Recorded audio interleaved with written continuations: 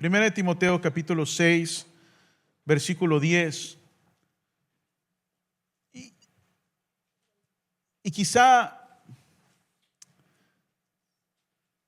leamos del versículo 3 y solo para entender todo ese pasaje y vamos a entrar en la enseñanza del día de hoy. Debemos de recordar, Pablo está escribiendo esto a Timoteo. Timoteo es un pastor joven. Pablo ya es muy adentrado en su ministerio. Timoteo tiene alrededor de 30, 35 años, no más de eso. Y estas cartas son las cartas que se llaman cartas pastorales. Es de Pablo a su discípulo Timoteo, y más que un discípulo porque él es un pastor. Y como pastor, por eso él le instruye a Timoteo que enseñe esto a las personas, que haga de esto algo muy importante. Y miren lo que dice el capítulo 6 del versículo 3 en adelante. Si alguno enseña otra cosa y no se conforma a las sanas palabras de nuestro Señor Jesucristo y a la doctrina que es conforme a la piedad. ¿Qué es la piedad? La vida correcta, hermanos, la vida santa. Está, ¿qué? Mire la palabra, envanecido, nada sabe y delira acerca de cuestiones y contiendas de palabras, de las cuales nacen envidias, pleitos, blasfemias, malas sospechas, disputas necias de hombres corruptos de entendimiento y privados de la verdad, que toman la piedad. Escúcheme, ¿qué es la piedad? La vida consagrada a Dios, la vida cristiana, la vida a esta nueva vida que Dios nos ha dado, que toman la piedad, escuchen bien, como fuente de ganancia. Como fuente de ganancia. Ese es todo el centro del evangelio y la prosperidad. Utilizar la palabra de Dios como un medio para hacernos ricos. That's what it is. Y aparte de no solamente el dinero mismo, sino lo que viene con el tener dinero, que es posesión, poder, admiración de los demás, etcétera, etcétera, etcétera. ¿Sí me explico? ¿Correcto? Entonces dice, apártate de los que tales. Ahora, ¿qué es algo bien interesante? Aquí Pablo le dice a Timoteo, ¿de quién se tiene que apartar entonces? ¿De quién se tiene que apartar? Aquí es obvio que él no está hablando de las personas del mundo, está hablando de líderes, pastores, hermanos en Cristo, que utilizan la palabra para lucro personal. Hoy en día es una gran lucha en veces en el servicio al Señor, y la motivación que uno debe de buscar ser a las demás personas. Fíjense lo que acabo de decir, es una lucha el servicio al Señor como Él manda y la motivación que uno tiene que ser a las demás personas. ¿Por qué digo yo esto? Por el uso de las redes sociales. Usted hace algo y la inclinación hoy el día es poner una foto, ¿sí o no? Fui a predicar y la inclinación es aquí ando predicando. Fui a darle de comer a los pobres y la inclinación es tomar la foto y decir, gloria a Dios que le dimos de comer a los pobres. Pero ¿qué tanto de eso es decir, miren lo que yo ando haciendo? Amén. Por los likes, por los aplausos, por etcétera. ¿Qué sucede? Y a la misma vez, el hecho de que muchas veces eso ayuda a motivar a otros a involucrarse en el ministerio. Y yo creo que debemos de siempre tener y ser honestos con Dios y con nosotros mismos, que aún en las cosas que ponemos, siempre la gloria debe de ser para el Señor. Pero como pastor tantos años, puedo decirle, hermanos, que esto es una lucha en mí, una lucha en todos. ¿Sí me explico? Y tenemos que tener cuidado con esto. Versículo 6 dice, pero gran ganancia es la piedad acompañada de contentamiento. O sea, la vida consagrada acompañada de estar contento, gran ganancia. Porque nada hemos traído a este mundo y sin duda nada podemos sacar. Los que enseñan el evangelio el falso evangelio de la prosperidad dicen que este versículo no se trata del dinero. Se trata del ámbito espiritual. Son bien astutos. ¿Por qué? porque este versículo no les conviene a su predicación. Pero cuando vemos este versículo, no hay manera de decir que es otra cosa que la acumulación del dinero. ¿Por qué? Porque el mismo Pablo dice, porque nada hemos traído a este mundo y sin duda nada podremos sacar. ¿De qué otra cosa se va a referir que a lo material? ¿Cómo puede entonces referirse a lo espiritual? Es específico Pablo. Él se está refiriendo a las cosas materiales que hay en este mundo. Y luego agrega, y luego eso viene a acomodar lo que él está diciendo, a reforzar lo que estamos diciendo aquí. Así que teniendo sustento y abrigo, estemos contentos con esto. ¿Qué quiere? Y eso es muy importante. Eso es no tener deseo de prosperar, no tener deseo de tener más, no. Pero sin lugar a duda, hermanos, podemos decir, yo lo he visto a través de los años que tengo de ministerio, que no nos falta nada, pero alguien tiene un poquito más que nosotros y con eso es suficiente para hacernos sentir mal. ¿Sí o no? Just a tad more. Para estar insatisfechos y caer en el lazo de Satanás que viene por medio de la envidia, ¿correcto? Y la Biblia nos exhorta a estar contentos, agradecidos, satisfechos, porque con nada venimos y sin nada nos vamos, ¿qué? A ir. Y hermanos, esto es una gran verdad. Por mucho que usted acumule, nada se va a poder llevar. Yo sigo varios podcasts, pero les comentaba la historia de, yo sigo un hombre, no me decía el nombre, pero le gusta recolectar ciertas cosas que tienen mucho valor.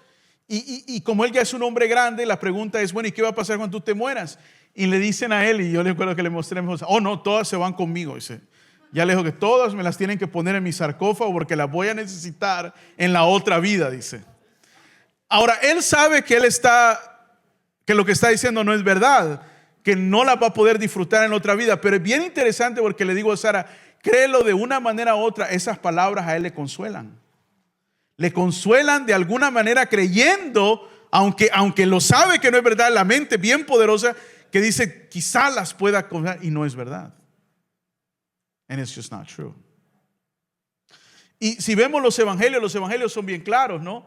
Si vemos las palabras del Señor, yo creo que hay dos pasajes, hay dos palabras del Señor que Él habla acerca de esto. La primera es en el Sermón del Monte, cuando Él dijo, haced, ¿qué? Tesoros donde la polilla y el orino corrompe, donde el ladrón no mina y hurta. En otras palabras, que tengas en la eternidad algo acumulado. Ahora, buen sermón sería cómo uno acumula riquezas en el cielo, ¿sí o no? ¿Cómo uno acumula riquezas en el cielo? La Biblia nos dice. La Biblia nos dice cómo uno acumula riquezas, galardones, reconocimiento. Una de las cosas que no predicamos lo suficiente en la Biblia es que en la iglesia, es que en la iglesia hay rangos, en el cielo hay rangos. No todos vamos a recibir el mismo galardón, el mismo reconocimiento.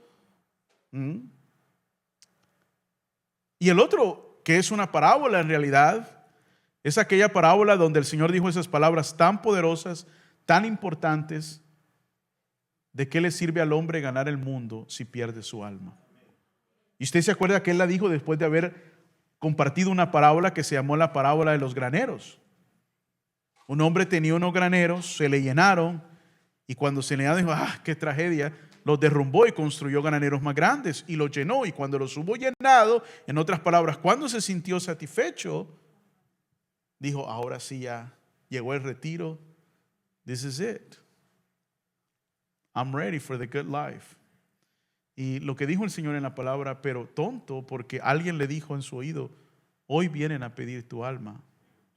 Hoy vienen a pedir tu alma. Y qué contraste, ¿no? Porque el Señor dice, es que no, ¿qué está enseñando eso? No estamos aquí para siempre. Hoy vienen a pedir tu alma. Y Jesús dijo en esa palabra, ¿y qué dará el hombre a cambio de su alma?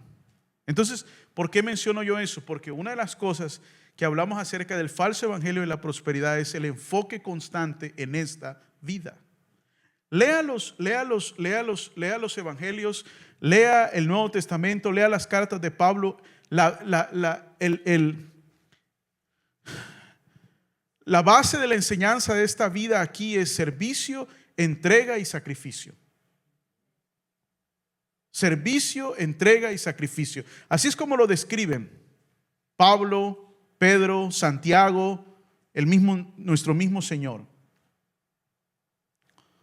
Y la vida eterna sí es el galardón, es etcétera. Entonces, eso va en contra del mundo el día de hoy. Va en contra de cómo queremos vivir, ¿sí o no, hermanos? Y a todos nos gusta el dinero. O sea, a mí me gusta el dinero. Yo, si entre más tengo, más feliz soy. Dice, no, that's not true. A ver, ¿a quién no le gusta el dinero? No estamos hablando de eso. Estamos hablando de creer que el dinero te puede dar, o los bienes te pueden dar, o la búsqueda de la adquisición o de etcétera, te va a dar la plena satisfacción en la vida. Y no es verdad. No lo es. O quizá lo sea para algunas personas. Porque yo veo que hay gente que es muy feliz, no está cerca de Dios, es increíblemente rica. ¿Sí o no? Sí, al menos los que se ve son felices. Y bien interesante, porque entonces tiene gran sentido lo que dijo el Señor.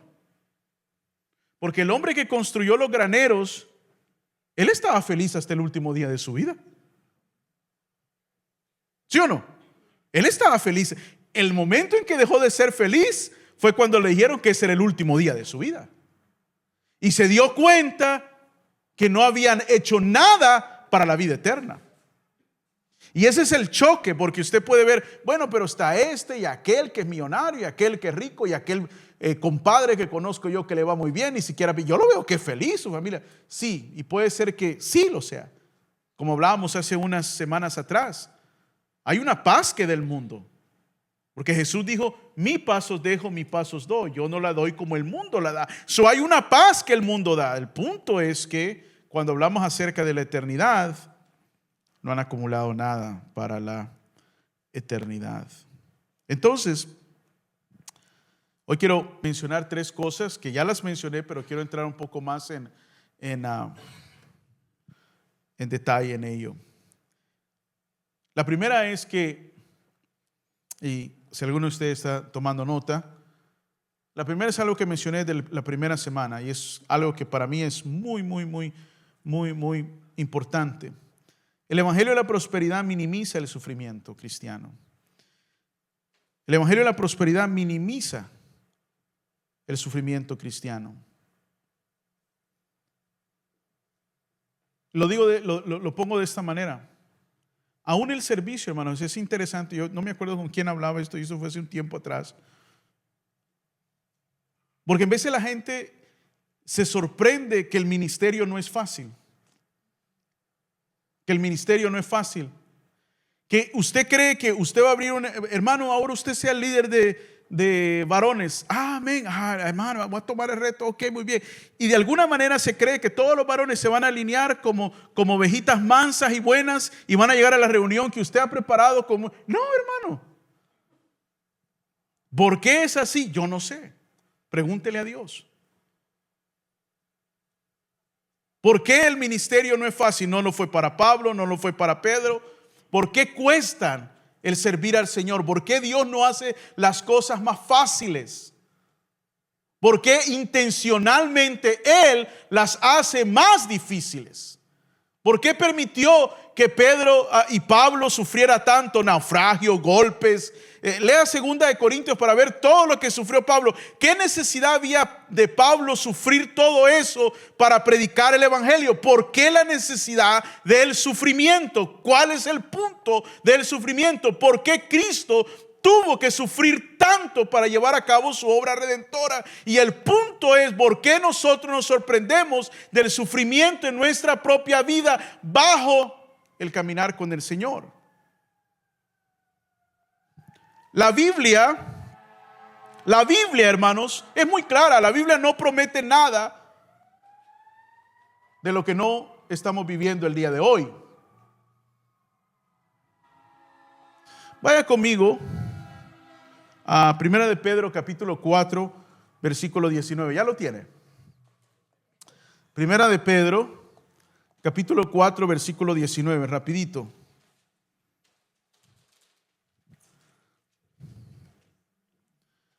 Mire lo que dice 1 de Pedro capítulo 4 versículo 19. Así que los que sufren según la voluntad de Dios, entréguense a su fiel creador y sigan practicando ¿qué? Entonces hay un sufrimiento que es santo, que es piadoso, que es agradable a los ojos de Dios. El sufrimiento que Pedro dice que no tiene ganancia, el sufrimiento que atravesamos cuando cosechamos nuestras malas decisiones. Usted toma una mala decisión y le caen las consecuencias de su mala decisión, y ahí está usted llorando. ¿Y por qué? Es que me siento mal, ¿qué? Y allá. There's nothing good in that. Deje eso lo más pronto, porque lo único que va a hacer Satanás es usarlo para dañarlo a usted. Pero hay un sufrimiento dentro del caminar del cual Dios se complace.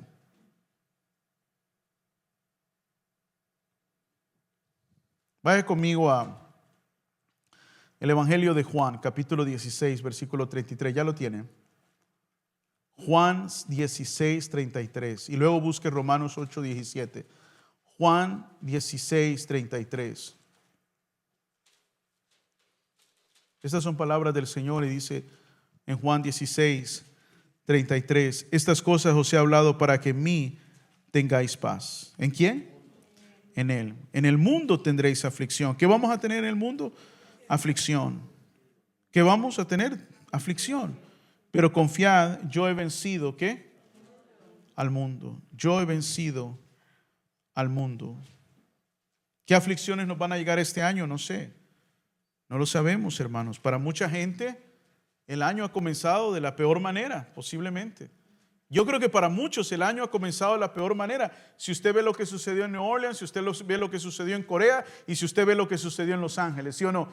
Pero aún así, si usted se pone a comparar lo que le sucedió a alguien en Los Ángeles comparado a lo que le sucedió a Corea, a los coreanos, que muchos perdieron sus seres queridos, alguien prefiere que todas las casas se le quemen, pero que no se le mueran sus seres queridos, ¿sí o no? Hay magnitud de dolor. Dolor es dolor, pero hay magnitud de dolor y hay cosas que uno dijera, yo prefiero atravesar eso que aquello. Pero hay sufrimiento y los cristianos sufren. Porque hay iglesias que se quemaron.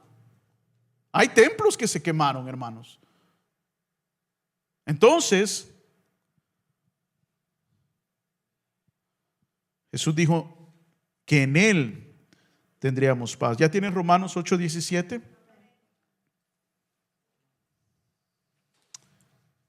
Romanos 8:17, Pablo a la iglesia de Roma dice, y si hijos, también herederos, herederos de Dios y coherederos con Cristo. ¿Coherederos de qué? Del cielo, de la vida eterna. Si es que, mire qué interesante, si es que padecemos juntamente con Él. Eso pareciese decir que nos estamos ganando la salvación, ¿sí o no? Si yo lo leo así, pareciese que el texto me está diciendo que para merecer la vida eterna y para merecer ser coheredero con Cristo, tengo que sufrir con Él para que juntamente con Él seamos glorificados. Pero nosotros conocemos el Evangelio y entendemos que lo que Pablo aquí está hablando es lo mismo que habló Santiago cuando dice que la fe está acompañada de las obras. Y el que tiene verdadera fe y el que verdaderamente ha aceptado al Señor sufre juntamente con Cristo. El que ha aceptado al Señor aguanta el dolor que conlleva seguir a Cristo. Por eso una de las marcas, hermanos, de aquel que no es cristiano es que en el momento que viene la prueba se aparta de los caminos de Dios. Y usted lo va a ver, mi querido hermano, hermana, usted lo va a ver constantemente. Y usted va a ver, y escuche bien lo que le voy a decir, la marca de un cristiano. En veces no parecen cristianos los hijos de su mamá. No parecen, son bien fríos, no alaban, no cantan, no aquí. Pero véalos en las pruebas. Aquí no faltan. Llaman al pastor para que ore por ellos, que les dé un consejo. Y aquella que ya no solo las manos levantadas, hasta los pies levantaba, vino la prueba, ya no la vimos más. Y yo lo he visto, hermano. Hay gente que, parece que el humo le sale de la cabeza. Y aquellos que en veces no parecen que yo no creo que vos sos cristiano. Usted lo ve en las pruebas demostrando una fe increíble. Les mencionaría nombres, pero no puedo.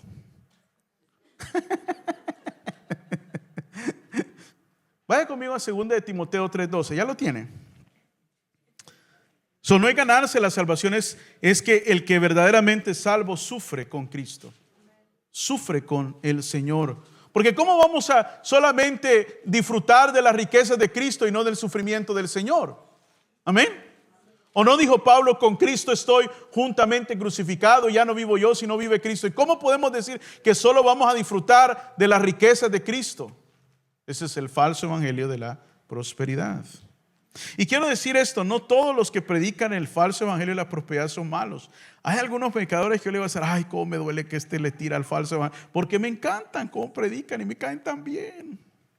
No le voy a decir quiénes, pero probablemente no son los que usted cree. Pero si usted tiene duda, pregúnteme de alguno. Pastor, fíjate que a mí me gusta. Yo le digo, no, de plano ese no, ese bloqueo totalmente.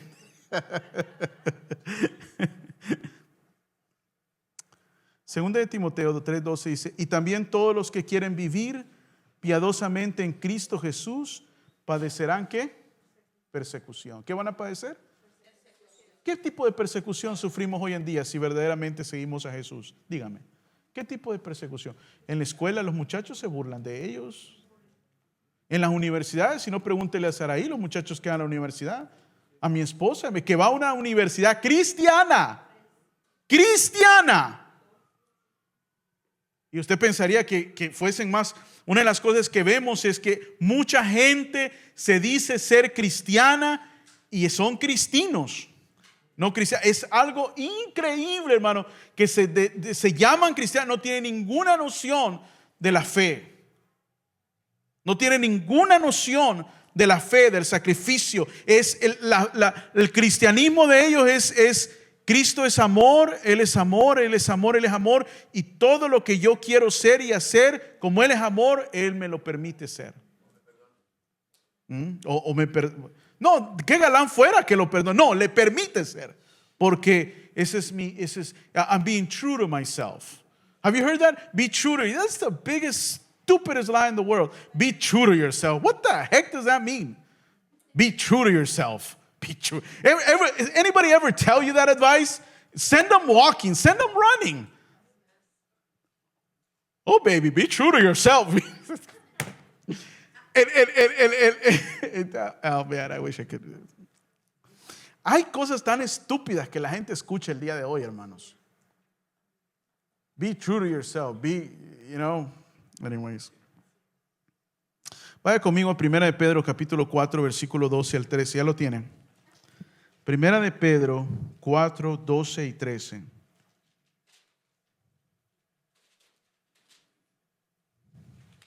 Esto es muy poderoso. 1 de Pedro, es al final de su Biblia. 1 de Pedro 4, 12 y 13. ¿Ya lo tiene? Es un poder cuando uno lo lee, ¿va? Amados, no os sorprendáis del fuego de prueba que os ha sobrevenido, como si alguna cosa extraña os aconteciese, sino gozaos por cuanto sois participantes de los padecimientos de Cristo. Y aquí es bien interesante porque alguien puede decir, oh no, es que ellos estaban sufriendo porque estaban bajo el imperio romano. porque estaban bajo una tiranía. Pero esto ya no es para nosotros. Nosotros vivimos en los Estados Unidos, este es el año de la prosperidad. Como vimos el hermano ahí, la vaca gorda, ¿verdad? Y etcétera, etcétera, etcétera. Pero aquí está hablando de los padecimientos de Cristo, dice. De Cristo. Y si somos cristianos, tenemos que padecer los padecimientos ¿de quién? De Cristo. Los padecimientos de Cristo no están limitados, hermanos, a un grupo, a un tiempo, a nada. Es para todos los cristianos. ¿Qué le dijo el Señor a sus discípulos? Si me rechazaron a mí, los rechazarán a ustedes.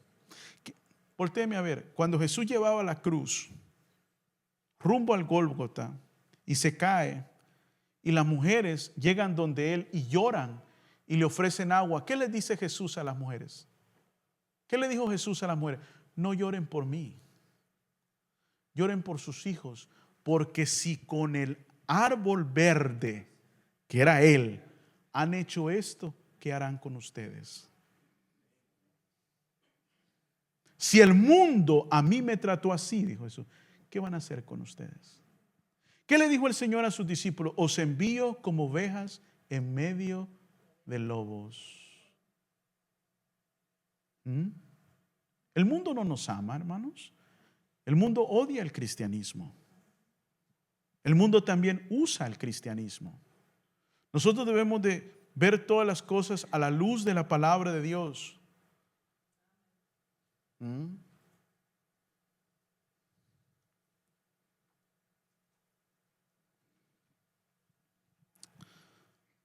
Para que también en la revelación de su gloria os gocéis con gran alegría.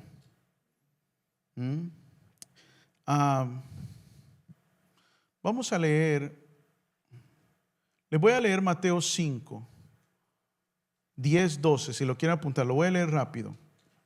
Mateo 5, 10 al 12, ¿todos lo están buscando? Circule estos versículos, porque quizá usted se va a encontrar con mire, si usted es cristiano de algunos años, usted conoce gente que está bajo el falso evangelio de la prosperidad. ¿Cómo no? Usted conoce gente y usted tiene que decirle, la primera mentira del falso evangelio de la prosperidad es que no hay sufrimiento. ¿Y qué haces tú con todos estos versículos? What do you do with them? ¿Los ignoras? ¿Los ignoramos, Leti? ¿Verdad que no? Claro que no. Bienaventurados, ¿qué quiere decir bienaventurados? Felices, macarios es la palabra griega. Bienaventurados los que padecen persecución por causa de la justicia, porque de ellos es el reino de los cielos. Bienaventurados sois cuando por mi causa os vituperen, ¿qué es vituperen? Insulten, burlen y os persigan y digan toda clase de mal contra vosotros mintiendo. Gozaos y alegraos porque vuestro galardón es grande en los cielos, porque así persiguieron a los profetas que fueron antes de vosotros. Mire qué interesante, Cristo agrega algo ahí que podemos nosotros, escuche hermanos, comparar. ¿Qué les dije el domingo? ¿A qué se comparan los falsos maestros del evangelio de la prosperidad en el Antiguo Testamento? ¿A qué se comparan? A la monarquía. A David, a Salomón, a Abraham con toda su riqueza, a Isaac, sí o no, y aquí y allá, y Wiri Wiri, la Ruth que era princesa, y el Boaz y la Deo, todos los mismos siempre. Pero Jesús nos manda a compararnos con los profetas del Antiguo Testamento. Ahora le doy un ejemplo, lea cómo vivió Jeremías. Jeremías fue al calabozo, hermanos, por predicar la palabra al rey Ezequías, al más oscuro, hermano. Por años estuvo Jeremías en un calabozo, hermanos. ¿Qué le pasó a Elías? Con la chola de la Jezabela. ¿Qué mandó Dios hacer a Oseas? A Ezequiel. Puro sacrificio. Entonces Jesús dice que debemos de compararnos con los profetas porque ellos hablaban la verdad y por la verdad nadie los quería. Es que en el momento que usted hable la verdad, la gente no le va a gustar. They're not going to like you. They're really not going to like you. Your family's not going to like you. They won't text you. They won't text you because you told them the truth. You told them, you're not a Christian. Why are you telling me they're not? Because you're not. You don't care about God. Why are you telling me you don't care? You don't come to church. You never serve. There's nothing in your life that symbolizes that you're a Christian. And who are you to judge me? I'm telling you what Scripture says. Te van a criticar, te van a juzgar por eso. Pero si en realidad son cristianos, es la única manera que pueden rectificar es confrontándolos con la verdad. Amén. Confrontándolos con la verdad. Sé como los profetas del Antiguo Testamento. Be like the Old Testament prophet. Tell them the truth. I can tell you, God will back you up. Dios te va a respaldar. Dios no te va a abandonar. Pero tienes que tener valor. Amén. Pero si usted es el que se pone a la par con ellos, a hablar malcriadeces, a tomar, a chupar. Yo he tenido gente que me ha dicho a mí a través de los años, ese líder que usted tiene, fin de semana está chupando conmigo. Así me dijo uno hace unos años atrás. Ese líder que tú tienes, me dijo. Ajá, ese estaba tomando conmigo el sábado, me dijo. Bien ahuevado yo. Pues sí, ¿qué voy a hacer? Porque usted cree que su vagabundería se queda con usted. No, hermano, me lo vienen y me lo dicen. Y se burlan del Señor. Se burlan de Dios por su sinvergüenza y por su falta de compromiso. Mejor no digamos que somos cristianos. No. Porque si vamos a vivir así, mejor no digamos, mejor vámonos al mundo. Porque somos piedra de tropiezo. Somos la mayor vergüenza del Evangelio.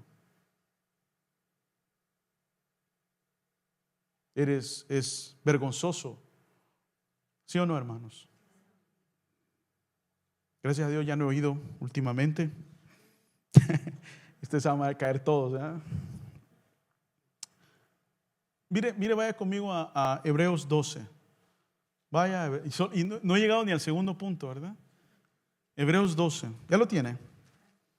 Ese es muy importante. Hebreos 12:6. ¿Qué dice Hebreos 12:6? Porque el Señor al que ama, ¿qué? Y azota a todo al que recibe por hijo. Yo quiero ver cómo usted se va a comportar cuando Dios me lo azote. Cuando Dios me lo discipline, quiero ver cómo se va a comportar. Va a comportar como macho, como varón. Siento todo ahuevado, pastor, pero aquí estoy. Va muy bien, qué bueno. Y en la primera línea. No, es que la vida cristiana es bien dura. Es como lo critican a uno en la iglesia. Yo mejor voy a buscar otra. Inútil. Inútil, huevón, que no sirve para nada. Al que Dios ama. Y la iglesia no está para decir, mira aquel como. No, vamos, véngase. Lo abrazamos, lo amamos, Señor, ya bájale la mano, ¿verdad? ¿Sí o no? Pues sí, abrazarlo, animarlo. Yo les he dicho a los hermanos que, lo he dicho en varias ocasiones, puedo ser muy duro en la predicación, pero en el uno al uno soy un primor. Soy una dulzura. Porque así debo de ser, hermanos. Porque así ha sido el Señor conmigo. A mí me rompe, yo no puedo ser duro. Lo tengo que decir, no puedo. Yo me inclino a ser bueno, amoroso, tierno, compasivo. Amén, hermanos. Ánimo, fortaleza. Come on, bro. Échele ganas, hermana. Qué regadota más grande la que cometió, pero échele ganas. Así han sido conmigo. Así han sido conmigo. Cuando hermano estaba molesto conmigo, él no me. Come on, Victor. Let's go have breakfast. Aun cuando yo sabía que él estaba molesto conmigo. You see? Dios al que ama disciplina. Y usted en la disciplina tiene que mantenerse firme. Amén. ¿Por qué? Porque al salir usted sale mejor. No peor, usted va a salir mejor. Qué bonito es que podamos aprender de eso. No sé si ustedes se acordarán, creo que fue hace 2 años que yo prediqué acerca de Santiago. Cuando les hablé acerca de, no me acuerdo cómo lo llamé a eso de Santiago. I can't remember what I titled it, pero hablé de Santiago. Porque Santiago escribe a las iglesias que están en la dispersión, a los hermanos que están dispersos por la persecución de Jerusalén, que habían perdido todo, porque eran cristianos, los habían corrido de Israel.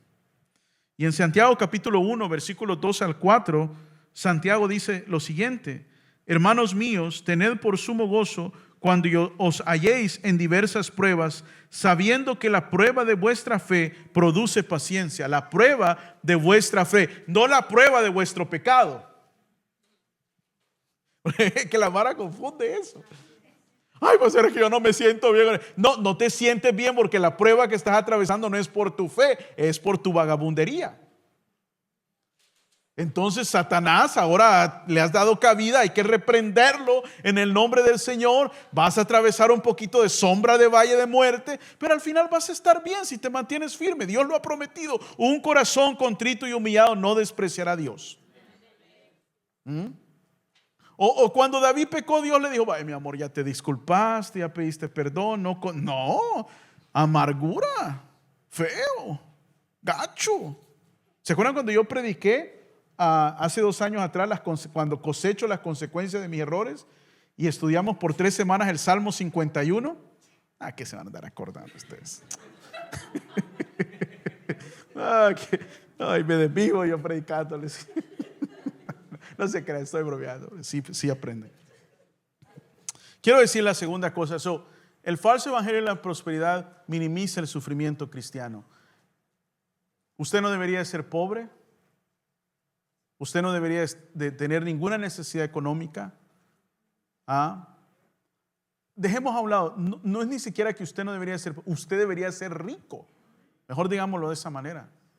Y si usted no es rico, hay un problema con su vida espiritual. No es de estar contento como Pablo dice: he tenido mucho, he tenido poco. Es que usted tiene que tener mucho siempre. Pero el otro punto de negar el sufrimiento, y quizá es el más dañino, es de la salud.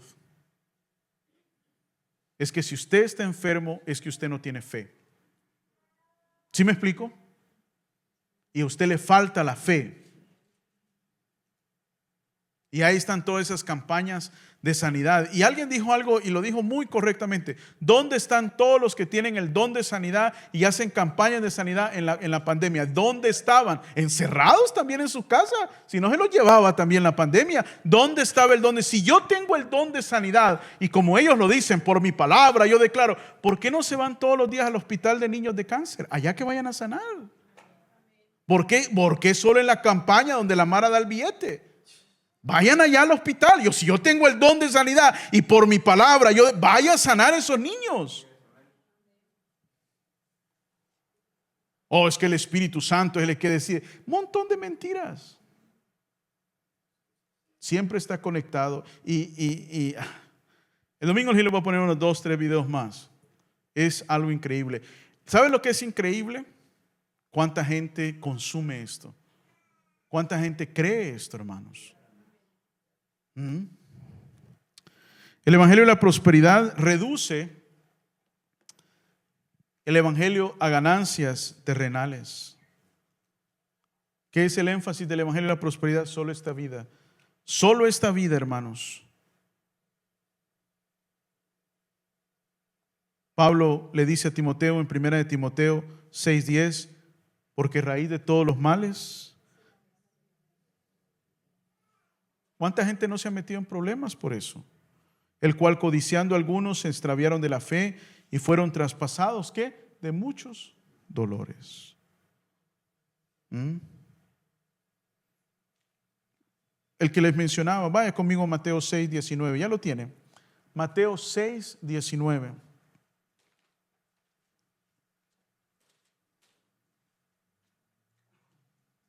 No os hagáis, Mateo 6:19, no os hagáis tesoro en la tierra, donde la polilla y el óxido, destruyen, y donde ladrones minan y hurtan, sino haceos tesoros en el cielo, donde la polilla ni el óxido destruyen, y donde ladrones no minan ni hurtan, porque donde está vuestro tesoro, ahí estará también vuestro corazón. ¿Qué quiere dar a entender el Señor? No podemos vivir solo buscando ser ricos en esta vida y no en la eternidad. Y no en la eternidad. Lucas capítulo 12, versículo 15.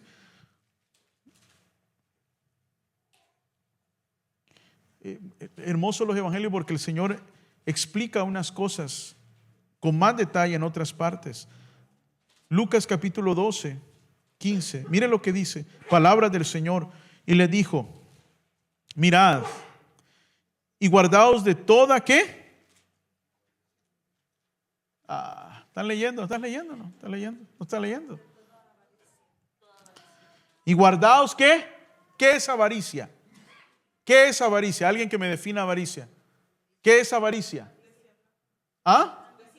Desear lo ajeno, desear ver y codiciar, y por qué no lo tengo yo, y por qué lo tiene aquel, y etcétera, ¿no? Guardaos de toda avaricia. Mire lo que dice, y esta es una palabra del Señor. Porque la vida del hombre no consiste en la abundancia de los bienes que posee. Esto va en contra de la cultura de nuestro mundo, ¿sí o no, hermanos? It is against the culture of our world. Es algo muy radical, que cuesta mucho. Y el pasaje que va conectado a todo esto, Marcos 8:36, que es un pasaje fundamental en los evangelios, es algo que usted no puede ignorar. Marcos 8:36, ya lo tiene. Porque ¿qué aprovechará el hombre si ganare todo el mundo y perdiere qué? Y perdiere su alma. Entonces, cuando usted ve gente exuberante y todo, entonces usted le puede, ¿y de qué te sirve tener todo eso si cuando te mueras vas al infierno? ¿De qué le sirve al hombre los aplausos? Al final todos tienen que enfrentarse con la realidad.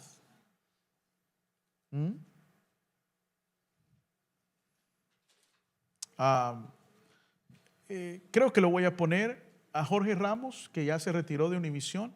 Le hicieron una entrevista, no sé cuántos de ustedes vieron ese clip, y le dijeron, no me acuerdo cómo fue la pregunta, el punto es que dijo que él le tenía miedo a la muerte. ¿Qué le tienes miedo? A la muerte. ¿Por qué le tiene miedo a la muerte? ¿Por qué un terror a la muerte? Claro, todos, yo que venga de una sola vez. No, pero ¿por qué? Eso ¿y si me muero? Porque no sabe, ¿verdad? No sabe si, como él dice, que él cree que la vida termina acá, pero ¿qué tal si no? ¿Qué tal si no? Y él apostó a que sí, que perdió. ¿Qué perdió? Perdió la eternidad. ¿Vale la pena? ¡Ja! ¿De cuánto de ustedes viciosos les gusta ir a las apuestas? ¿Sí o no? Al final del día, esa es la gran pregunta. ¿Estás dispuesto tú a arriesgar que sea verdad la eternidad, que sea verdad el evangelio, y tú te acabas de condenar para toda la eternidad? Claro que debe de haber un temor. Claro que debe de haber un temor. ¿Cómo no va a haber temor? Pero y no solo enseña el falso evangelio de la prosperidad, lo enseña el evangelio humanista, donde las predicaciones del día de hoy es cómo mejorar mi matrimonio. Serie de predicación. Y yo lo he hecho. Cómo librarme del estrés. Como que a Dios lo más importante que le importa es cómo tú no tengas estrés. Lo que a Dios más le importa es que tú te arrepientas de tus pecados y lo adores a Él con todo tu corazón, porque Él busca que todos le adoren y procedan al arrepentimiento. Todo lo demás es... ¿Qué le dijo el Señor a Pablo cuando Él le pidió que lo sanara? Y fíjense que todos dicen que es una enfermedad. Todos dicen que es una enfermedad. Pero Pablo utiliza una palabra, dice, este mensajero, dice, esa palabra es la palabra ángelos. Ángelos. En el griego es ángelos, pero los traductores lo traducen como mensajero, pero es ángelos. Y siempre en la Biblia, en el Nuevo Testamento, que esa palabra aparece, ángelos, siempre es un ángel. Siempre es un espíritu. Nunca es una enfermedad, nunca es una fuerza, siempre es una persona. Y si fuese una enfermedad, fuera la única vez en todo el Nuevo Testamento que la palabra ángelos se utiliza para algo fuera de que no sea un espíritu o un ángel. Entonces, los conservadores dicen, no está hablando de una enfermedad, está hablando de un espíritu que lo acosaba a él. Y no tengo el tiempo para entrar en qué, pero él habla acerca de eso. Entonces, ¿a qué me refiero yo con eso? De que Dios permite el sufrimiento. Si se lo permitió a Pablo, hermano, si permitió que un ángelos lo agobiara, lo acosara, y Pablo nos dice la razón, para que no me vuelva a la pucha, bíblicos, para que no me vuelva, gracias sierva, orgulloso, para que no me exalte. Fíjense, pensemos por un momento a Pablo, hermanos. Dios le manda un espíritu maligno que lo atormente para que no se vuelva orgulloso. Y usted y yo nos quejamos por lo que, si Dios permitió que a él le llegara un espíritu maligno, ¿para qué, Señor? Para mantenerte humilde es todo. ¿Qué no puede permitir Dios en nuestra vida? ¿Y quiénes somos nosotros para negárselo? Pero no, yo estoy sufriendo, yo no puedo sufrir porque yo soy de Cristo. Ya tengo que terminar. ¿Dónde me quedé?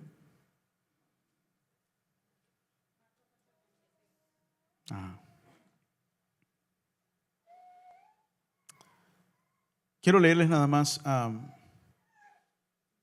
un versículo más y con ese nos vamos y terminamos otro día con este tema, los tres. El tercer punto es: el evangelio de la prosperidad distorsiona la fe.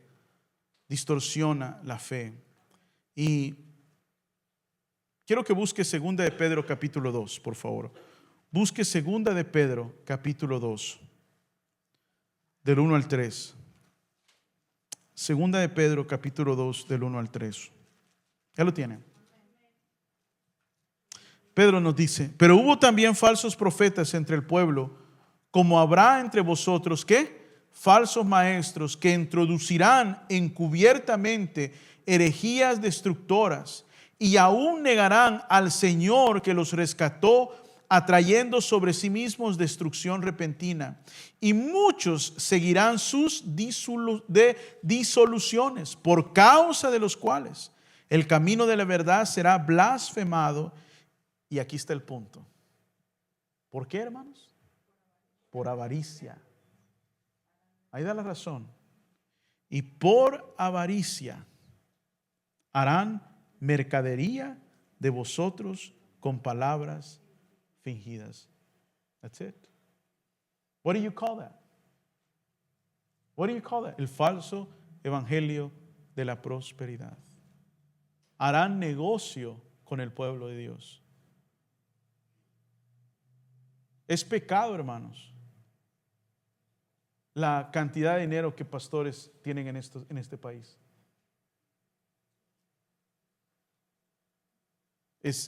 No es correcto. Me acuerdo Billy Graham una vez, ya él lo escribe en su libro, en 2 de sus libros, Just as I Am y en Leadership Principles of Billy Graham. Cuando él llegó a los 65, Billy Graham Evangelistic Association lo llamó y le escribió, le dijeron: Billy, tú ya estás grande, andas viajando por todo el mundo, creemos que sería bueno comprar un avión para que no tengas que estar esperando aquí en terminales y todo. Hay fondos, no va a ser tuyo, va a ser de la organización, pero puede llegar. Y él les dijo, él escribió: por sabiduría les dije que no inmediatamente, pero mi respuesta era no. Pero les dije: voy a pensarlo, voy a meditar. A la semana siguiente me reuní con ellos y él les dijo esto: los hombres de Dios no deberían de ser dueños de aviones. Los que predican, that's not something we should own. And that's something very powerful.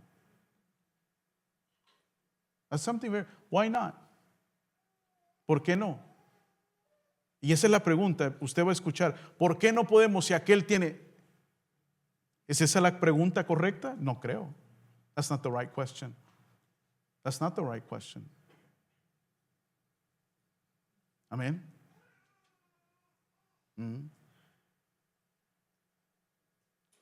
No es en realidad que lo que podamos tener extra o ya no lo necesitemos para vivir tranquilamente y cómodamente, deberíamos de darlo en generosidad. Claro, hay que cuidar, hay que retirarse, hay que vivir cómodamente si Dios nos lo permite, no hay ningún problema con eso.